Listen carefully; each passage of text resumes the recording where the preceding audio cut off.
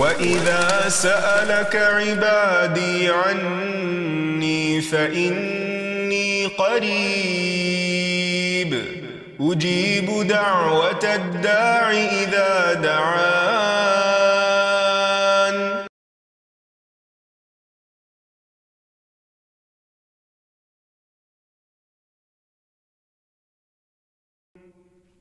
نحمده ونصلي على رسوله الكريم اما بعد فاعوذ بالله من الشیطان الرجیم بسم اللہ الرحمن الرحیم رب اشرح لي صدری ويسر لي امری واحلل عقدۃ من لسانی یفقهوا قولی. السلام علیکم ورحمۃ اللہ وبرکاتہ. ناظرین، پروگرام دعا کیجئے کے ساتھ آپ کی خدمت میں حاضر ہیں. آج ہم انشاءاللہ دل کی سلامتی کے لیے دعائیں آپ کے ساتھ شیئر کریں گے، کیونکہ دل ہی تو سب کچھ ہے. اگر دل درست ہوا تو سب کچھ درست ہو جائے گا، اور اگر دل بگڑ گیا تو ہر چیز بگڑ جائے گی. دنیا اور آخرت دونوں کی کامیابی کا انحصار دل کی سلامتی پر ہے. دل ہی زندگی کی بنیاد ہے. دل نہ رہے، دل کام نہ کرے تو انسان زندہ نہیں رہ سکتا. اسی طرح انسان کی اخلاقی، روحانی، ایمانی صحت کا انحصار بھی دل کی سلامتی پر ہے.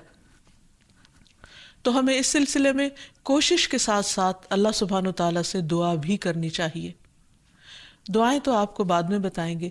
سب سے پہلے خود دعا مانگنے کی اہمیت. رسول اللہ صلی اللہ علیہ وسلم نے ابن عباس سے فرمایا تھا کہ اے بیٹے، اذا سألت فاسأل اللہ، جب تم سوال کرو تو اللہ ہی سے کرو. وَإِذَا اسْتَعَنْتَ فَاسْتَعِنْ بِاللَّهِ، اور اگر تم مدد مانگو تو اللہ ہی سے مدد مانگو. یعنی ہر معاملے میں اپنے رب کے سامنے ہاتھ پھیلاؤ، اسی سے توقع رکھو، اسی پر توکل کرو اور اس سے مانگتے رہو، کیونکہ مانگنا اس کو پسند ہے. وہ مانگنے والوں سے، یعنی اللہ سے جو مانگتے ہیں ان سے وہ محبت کرتا ہے، اور اللہ کے سوا کسی اور کو نہیں پکارنا چاہیے. اس سلسلے میں قرآن مجید میں آتا ہے ان الذین تدعون من دون اللہ عباد امثالکم فادعوہم فلیستجیبوا لکم ان کنتم صادقین. جن لوگوں کو تم اللہ کے سوا پکارتے ہو وہ تو تمہاری ہی طرح کے بندے ہیں، یعنی ان سے مانگتے ہو، انسانوں سے مانگتے ہو. اگر تم اپنے دعوے میں سچے ہو تو ضروری ہے کہ جب تم انہیں پکارو تو وہ تمہیں اس کا جواب دیں. خصوصاً مرے ہوئے لوگوں کو اگر پکارا جائے تو وہ ہماری پکار کہاں سے سن سکتے ہیں؟ سویا ہوا انسان ہماری پکار نہیں سنتا تو فوت شدہ کیسے سن سکتا ہے؟ اسی لیے قرآن مجید میں اللہ کے سوا کسی اور سے مانگنے سے، دعا کرنے سے منع کر دیا گیا. فرمایا فَلَا تَدْعُ مَعَ اللَّهِ إِلَٰهًا آخَرَ فَتَكُونَ مِنَ الْمُعَذَّبِينَ. بس اللہ کے ساتھ کسی اور کو الہ نہ پکاریے. یعنی الہ وہ ہوتا ہے جس کے پاس انسان اپنی حاجات لے کر جاتا ہے، جس سے دعا کرتا ہے، جس کے آگے سجدہ کرتا ہے، جس کے نام پر قربانی کرتا ہے، جس کو خوش کرنے کے لیے سارے کام کرتا ہے، بھاگ دوڑ کرتا ہے. تو اللہ کے ساتھ کسی اور کو الہ نہ پکاریے ورنہ آپ بھی سزا پانے والوں میں سے ہو جائیں گے. یعنی اللہ سبحانہ وتعالیٰ کسی صورت میں بھی شرک کو پسند نہیں فرماتے. اور پھر یہ بھی یاد رکھیے کہ دعا کرنے سے پہلے اللہ سبحانہ وتعالیٰ کی حمد و ثنا ضروری ہے.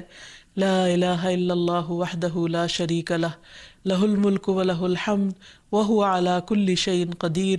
اس کلمے کو پڑھیے یا کوئی اور حمد و ثنا کے الفاظ جو بھی آپ کی چوائس کے ہوں، کیونکہ حمد و ثنا تو اصل میں اللہ کی محبت کے ساتھ ہی آتی ہے. جتنی محبت زیادہ ہوگی اتنی خوشی کے ساتھ آپ اللہ کی تعریف کریں گے. پھر اسی طرح درود شریف پڑھنا نہیں بھولیے. درود شریف پڑھنے سے 10 رحمتیں آتی ہیں، دعائیں قبول ہوتی ہیں. اور پھر یہ کہ دین اور دنیا کی ہر بھلائی اللہ تعالیٰ ہی سے مانگیے. اور خصوصاً ہمارے آج کا جو موضوع ہے یعنی قلب سلیم، سلامت دل، اس کی دعا اللہ سبحانہ وتعالیٰ سے مانگیے کہ اے اللہ تو مجھے قلب سلیم، سلامت دل عطا فرما. کیونکہ قیامت کے دن انسان کو نہ مال کام آئے گا، نہ بیٹے کام آئیں گے، مگر جو اللہ کے پاس سلامت دل لے کر آیا. اللہ تعالیٰ فرماتے ہیں یوم لا ينفع مال ولا بنون الا من اتى اللہ بقلب سلیم. جس دن مال اور بیٹے کام نہیں آئیں گے مگر وہ جو اللہ کے پاس سلامت دل لے کر آیا، کیونکہ اگر دل درست ہو تو تمام جسم درست، تمام کام درست، اور اگر دل بگڑ جائے تو ہر چیز بگڑ جاتی ہے۔ رسول اللہ صلی اللہ علیہ وسلم نے فرمایا، بے شک جسم میں گوشت کا ایک ٹکڑا ہے، اگر اس کی اصلاح ہو گئی تو تمام جسم کی اصلاح ہو گئی، اور اگر وہ خراب ہو جاتا ہے تو سارا جسم خراب ہو جاتا ہے، سنو وہ دل ہے۔ اور پھر آپ نے دل ہی کی طرف اشارہ کرتے ہوئے فرمایا کہ التقویٰ ہا ہونا، تقویٰ یہاں پر ہوتا ہے، یعنی اللہ کا ڈر جو تمام معاملات کو درست کرتا ہے۔ دل کے سلسلے میں یہ بات بھی یاد رہے کہ دل کی حالت ہمیشہ بدلتی رہتی ہے۔ اگر آپ ایک دفعہ اپنے دل کو صحیح رستے پر لے بھی آئیں تو کوئی گارنٹی نہیں کہ وہ ہمیشہ صحیح رہے گا، کیونکہ اس کے پلٹنے میں کچھ دیر نہیں لگتی۔ اس بات کو حدیث میں بہت اچھی طرح بیان کیا گیا ہے۔ رسول اللہ صلی اللہ علیہ وسلم نے فرمایا، بے شک قلب کو قلب اس لیے کہتے ہیں کہ وہ پلٹتا رہتا ہے، اور دل کی مثال تو اس پر کسی ہے جو کسی درخت کے تنے کے ساتھ لٹکا ہوا ہو اور ہوا اسے الٹ پلٹ کرتی رہتی ہو، کبھی سیدھا کبھی الٹا۔ اس لیے سلامت دل رکھنا ایک بہت ہی مشکل کام ہے، کیونکہ انسان کبھی اس میں شکوک و شبہات آ جاتے ہیں، کبھی خواہشات اور شہوات آ جاتی ہیں، کبھی انسان کا ایمان بڑھنے لگتا ہے، کبھی گھٹنے لگتا ہے، تو دل کی حالتیں تبدیل ہوتی رہتی ہیں۔ دعا یہ کرنی چاہیے کہ ہماری موت اس حالت میں آئے کہ ہمارا دل اللہ کے رب ہونے پر راضی ہو، محمد صلی اللہ علیہ وسلم کے نبی ہونے پر اور اسلام کے دین ہونے پر، اور ہم اللہ تعالیٰ کے بارے میں اچھا گمان لیے ہوئے اس دنیا سے رخصت ہوں۔ دل کی تبدیلی کے بارے میں ایک اور حدیث میں بھی آتا ہے، نبی صلی اللہ علیہ وسلم نے فرمایا، ابن آدم کا دل اس ہنڈیا سے بھی زیادہ تیزی کے ساتھ بدلتا ہے جو خوب کھول رہی ہو۔ یعنی دل کی حالت اتنی تیزی سے اگر تبدیل ہوتی ہے اور اس میں کچھ دیر نہیں لگتی تو کس قدر ڈرنے کی بات ہے۔ سلامت دل کی دعائیں کرنے سے پہلے ہمیں چند ان باتوں کا بھی تذکرہ کر لینا چاہیے کہ جو انسان کے دل کی بیماریوں کا سبب بنتے ہیں۔ جسمانی بیماریوں کے تو بہت سے اسباب ہو سکتے ہیں، لیکن عموماً ہم روحانی بیماریاں، اخلاقی بیماریاں یا دل کے تزکیے سے متعلق جو بیماریاں ہیں ان کا ذکر نہیں کرتے۔ تو آئیے دیکھتے ہیں کہ وہ کون سی چیزیں ہیں جو دل کو بیمار کرتی ہیں۔ اس میں ایمان کے بعد کفر، ناشکری، یہ دل کی بیماری کا سبب بنتی ہے۔ پھر اسی طرح اللہ سبحانہ وتعالیٰ سے زیادہ اوروں کا خوف، یعنی اللہ تعالیٰ اس بات کا حقدار ہے کہ سب سے زیادہ ہم اس سے ڈریں۔ ہم عموماً اپنے ظاہر کے بارے میں کیوں اتنے کانشیس ہوتے ہیں؟ کیونکہ لوگ دیکھتے ہیں، اور دل کے بارے میں غافل ہوتے ہیں، حالانکہ اللہ سبحانہ وتعالیٰ اس کو دیکھتے ہیں۔ پھر اللہ تعالیٰ کے ذکر سے روگردانی دل کو بیمار کر دیتی ہے۔ نبی صلی اللہ علیہ وسلم نے فرمایا، اس شخص کی مثال جو اپنے رب کو یاد کرتا ہے اور جو اپنے رب کو یاد نہیں کرتا، زندہ اور مردہ جیسی ہے، یعنی اتنا بڑا فرق ہے۔ پھر اسی طرح مشکلات میں اللہ تعالیٰ کی طرف رجوع نہ کرنا، یہ دل کو بیمار کر دیتا ہے۔ نمازیں چھوڑنا، خصوصاً جمعہ چھوڑ دینا، فرائض سے پیچھے رہنا۔ نبی صلی اللہ علیہ وسلم منبر کی سیڑھیوں پر چڑھتے ہوئے فرما رہے تھے، لوگ جمعہ کی نماز چھوڑنے سے باز آ جائیں، ورنہ اللہ ان کے دلوں پر مہر لگا دے گا، پھر وہ غافلوں میں سے ہو جائیں گے۔ اسی طرح بلا عذر، بلا وجہ نماز چھوڑ دینا۔ آپ صلی اللہ علیہ وسلم نے فرمایا، جو شخص سستی کی وجہ سے بلا عذر 3 جمعے چھوڑ دے، اللہ تعالیٰ اس کے دل پہ مہر لگا دیتا ہے۔ پھر اسی طرح قرآن میں غور و فکر نہ کرنا، یہ دلوں کو بیمار کر دیتا ہے۔ علم سے دوری، سیکھا ہوا علم بھلا دینا۔ پھر آیات سے نصیحت نہ لینا، یعنی قرآن مجید پڑھنا، تلاوت کرنا، لیکن اس میں غور و فکر نہ کرنا اور اس سے کوئی سبق حاصل نہ کرنا۔ پھر سیکھ کر سمجھ کر اپنی مرضی کرنا اور غلط رستوں پر چلنا۔ پھر غلط کاموں کے بھی ایسے برے نتائج ہوتے ہیں جن کی وجہ سے دل سخت ہو جاتے ہیں، جیسے گناہ کرنا دلوں پر غلبہ پانے والا ہے، یعنی گناہ کے اثرات ہوتے ہیں، گناہ دلوں کو زنگ آلود کر دیتے ہیں، گناہ سے دلوں کی روشنی ختم ہو جاتی ہے۔ رسول اللہ صلی اللہ علیہ وسلم نے فرمایا، جب کسی مسلمان سے کوئی گناہ سرزد ہوتا ہے تو اس کے دل پر ایک سیاہ دھبا پڑ جاتا ہے، اگر وہ توبہ کرے اور باز آ جائے اور استغفار کر لے تو اس کا دل پھر سے صاف اور روشن ہو جاتا ہے، ورنہ جتنے گناہ بڑھتے جاتے ہیں اتنے ہی سیاہ دھبے بڑھتے جاتے ہیں، حتیٰ کہ اس کے دل پر وہ زنگ چھا جاتا ہے جس کا ذکر اللہ عز و جل نے قرآن میں کیا ہے، کلا بل ران علی قلوبہم ما کانوا یکسبون، ہرگز یہ بات نہیں بلکہ ان لوگوں کے دلوں پر ان کے برے اعمال کا زنگ لگ گیا ہے۔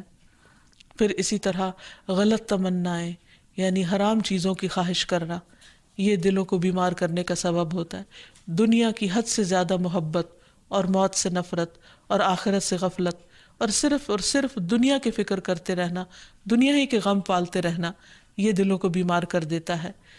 یعنی انسان جب اللہ تعالیٰ کے حقوق میں کمی کرتا ہے، بندوں کے حق میں کمی کرتا ہے، بد اخلاقی کرتا ہے، تو پھر دلوں کے اوپر میل چڑھنے لگتی ہے، دل سیاہ ہونے لگتے ہیں اور دل بیمار ہونے لگتے ہیں اور قلب سلیم سے بہت دور ہو جاتے ہیں۔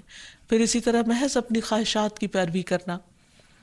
نبی صلی اللہ علیہ وسلم نے فرمایا، مجھے تمہارے متعلق ان گمراہ کن خواہشات سے سب سے زیادہ اندیشہ ہے جن کا تعلق تمہارے پیٹ اور تمہاری شرمگاہ سے ہوتا ہے، اور اپنی مرضی پر چلنے کی گمراہی کا بھی اندیشہ ہے۔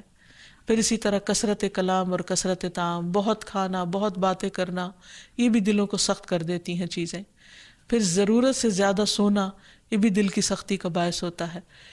تو یہ چند ایک چیزیں ہیں جو دلوں کو بیمار کرنے کا سبب ہے۔ حقیقت یہ ہے کہ ہر وہ چیز جو اللہ کو ناراض کرنے والی ہے، خواہ اس کا تعلق سوچ سے ہو یا گفتگو سے ہو یا عمل اور رویے سے ہو، یہ تمام تر چیزیں انسان کے دل کی خرابی کا باعث بنتی۔ پھر اللہ کا ذکر کثرت سے کرنا، فرمایا وَاذْكُرُوا اللَّهَ كَثِيرًا لَعَلَّكُمْ تُفْلِحُونَ، اور اللہ کو بہت زیادہ یاد کرو تاکہ تم فلاح پاؤ۔ پھر اسی طرح زبان کی اصلاح کرنا۔ انس بن مالک سے روایت ہے، رسول اللہ صلی اللہ علیہ وسلم نے فرمایا، کسی آدمی کا ایمان درست نہیں ہوتا یہاں تک کہ اس کا دل درست ہو، اور اس کا دل درست نہیں ہوتا یہاں تک کہ اس کی زبان درست ہو جائے۔ یعنی دل کی اصلاح کا تعلق زبان کی اصلاح کے ساتھ ہے۔ اگر ایک شخص زبان سے اچھے الفاظ نکالے گا تو اس کا دل یقیناً اچھا ہو جائے گا۔ پھر اسی طرح شک والی چیزوں کو چھوڑنا، کیونکہ شک انسان کو بے چین کر دیتا ہے، دلوں کے اندر اضطراب پیدا کر دیتا ہے۔